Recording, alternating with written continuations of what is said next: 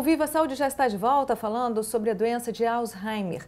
Regina, você estava falando que essa doença ela possui 3 fases. Fala um pouquinho de cada uma. Existem as 3 fases, né? A fase leve, moderada e grave. A fase leve é a fase melhor de cuidar. Então, o diagnóstico tem que ser dado na fase leve. Por quê? Porque a gente consegue tardiar a evolução da doença. Então, na fase leve, algumas dificuldades de memória que você tem na memória de curto prazo. Dificuldade nas funções executivas, ou seja, executar um trabalho mais complexo, né? Algumas dificuldades comportamentais e depressão. Na fase moderada, essas dificuldades elas aumentam, né? Então, não há só perda de memória de agora, de ontem, da semana passada, ou seja, esse esquecimento de agora. Começa você a ter problema na memória antiga, né? Que é a memória que a gente chama de memória de longo prazo. A questão comportamental, ela tende a ter mais dificuldade, você vai ter mais apatia, continua com a depressão, as situações complexas elas diminuem, é aí que você tem que falar com a família, tem que falar com o ambiente de trabalho, que essa pessoa ela não pode mais voltar ao trabalho, né? Porque ela começa a se perder e a parte motora também começa a ter dificuldade. Então, é a fase mais difícil, a fase moderada. É a fase que você tem consciência plena do que está acontecendo, mas você não pode se ajudar. Então, há uma pobreza também de julgamento. Uma pobreza, assim, a gente vê, às vezes, idosos, né, perdidos. Às vezes, de vez em quando, a gente vê na televisão um idoso perdido, porque ele não tem essa ideia, ele acha que pode fazer as coisas, né? E aí ele se perde. Então, é a pior fase, essa fase moderada. E a fase grave, ela é tudo isso, muito mais, né? Até o paciente ficar de coma, né? Então, ele não vai mais segurar a urina, aquela coisa toda, não vai se alimentar mais direito. Então, ele vai ter perda de parte motora e perda do pensamento, começa a empobrecer muito, até ele ficar em estado vegetativo, que é o último estágio da doença de Alzheimer. Regina, por que a doença de Alzheimer ela atinge mais a memória recente do que a memória, vamos dizer assim, passada? É mais fácil lembrar de algo que aconteceu há anos atrás do que um fato acontecido no dia de ontem, por exemplo. Porque o que aconteceu anos atrás está guardado, está armazenado. O de hoje não. O de hoje você precisa o quê? Você precisa armazenar.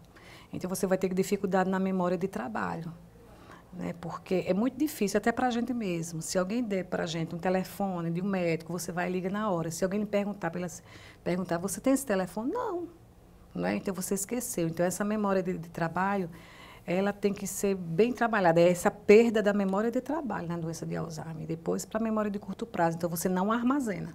Eu sei que varia de paciente para paciente, mas quais os exames mais solicitados para diagnosticar a doença? Pode ser feita uma tomografia. A princípio, o médico vai olhar aquele paciente e vai fazer o exame clínico, não é? Vai aplicar alguns testes, perguntar sobre a orientação, onde ele está, o que está acontecendo, porque ele está esquecendo. Então, ele faz algumas perguntas. Depois, ele pede para, né, uma tomografia, uma ressonância, e no final, se ficar com dificuldade, se houver uma dificuldade desse diagnóstico, pedir também uma avaliação neuropsicológica, que aí é com o neuropsicólogo, né, através de vários testes. Por quê? Porque a doença de Alzheimer, ela tem que ser um diagnóstico de exclusão, né? Existem outras causas que podem estar deixando a pessoa com perda de memória, não é só a doença de Alzheimer. Então, tem que excluir todas essas causas para poder chegar na doença de Alzheimer.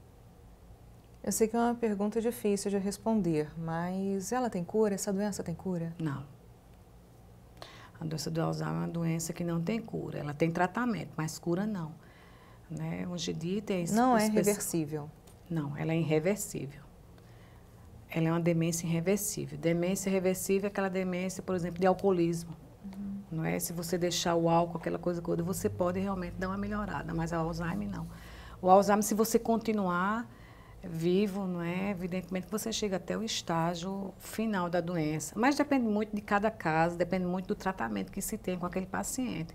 E depende também da adesão ao tratamento. Porque se for uma pessoa, um idoso que tem saúde, né? Então ele tem outras causas que dificultem, ele vive muito tempo na fase leve. Você disse que ela não tem cura, mas tem prevenção. Então, quais as formas de se prevenir o Alzheimer? As formas de prevenir o Alzheimer, que são muito fortes, é a atividade física e a parte intelectiva, ou seja, usar o cérebro, estimular. Certo? Então, as duas, elas são páreo a páreo. Se você só tiver uma estimulação física, você não tiver uma estimulação de atividade física e só cerebral, você também vai ter dificuldade também. Então, é cuidar da saúde, cuidar do colesterol, né, da pressão arterial, da diabetes, que são causas, né, que abrem as portas para a doença de Alzheimer. Eu ia perguntar justamente sobre isso. Se o doente, né, o portador da Alzheimer, ele fica mais suscetível a outras enfermidades?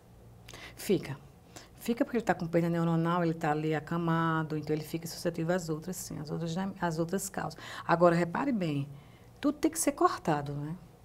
Se eu tenho um problema gastro, eu tenho que cuidar, não é? Agora, a questão é que, às vezes, o doente de Alzheimer, ele piora muito porque aquele cuidador não sabe manusear. Ele não fala o que está sentindo, nem muito menos o cuidador sabe o que é que está acontecendo. Então, o cuidador, ele trata da medicação de Alzheimer e aí ele esquece de que aquela pessoa pode ter um problema gastro, né? Outro problema qualquer, problema dentário. Quais os fatores de risco para esse paciente? Os fatores de riscos, a diabetes, né? Esse colesterol, esse bicho-papão, colesterol alto, né? Hipertensão, a falta de atividade física e a falta de estimulação cerebral. Quais alimentos poderiam ajudar, de alguma forma assim, a pessoa a se manter, o cérebro se manter mais ativo? Principalmente aquela alimentação que a gente chama de a alimentação do Mediterrâneo, né, que é o ômega 3, através do peixe, né, a parte vegetais, né, vários vegetais, o suco de uva. Né, o suco de uva é bom? O suco de uva é primordial, o suco de uva é muito bom. Então, suco de uva, uma castanha de pará por dia, essa alimentação com mais vegetais. Você acha que a tecnologia, de alguma forma, tem provocado também problemas de memória? Esquecimentos, por exemplo? Você trabalha, depende do que você está usando na internet, né? Se você usar a internet para lhe ajudar, é diferente, né? Mas se você usa a internet para conversas, essas coisas, não tem muito como você trabalhar a sua parte intelectiva, né? Mas a questão, eu digo assim, até de um certo descontrolezinho por parte das pessoas de usar muito as redes sociais, o WhatsApp, vir à noite em sites de relacionamentos, e aí? Dormir mal já é ruim, né? Então, dormir mal é uma das causas também da doença de Alzheimer. Pode contribuir, sim, existe essa contribuição. Porque você deixa olha, se você fica muito na rede social, você mal faz uma atividade física. Né? Você não faz um check-up, né? Você não vai ao médico. Então, você deixa de fazer as coisas no dia a dia. Você fica antissocial. Então, é evidente que mais na frente vai dificultar, sim. Você falou muito em atividade física e logo após o intervalo você vai ficar conhecendo um projeto muito bacana da Assembleia Legislativa da Paraíba, que é a Oficina da Memória. Não saia daí, fique ligado!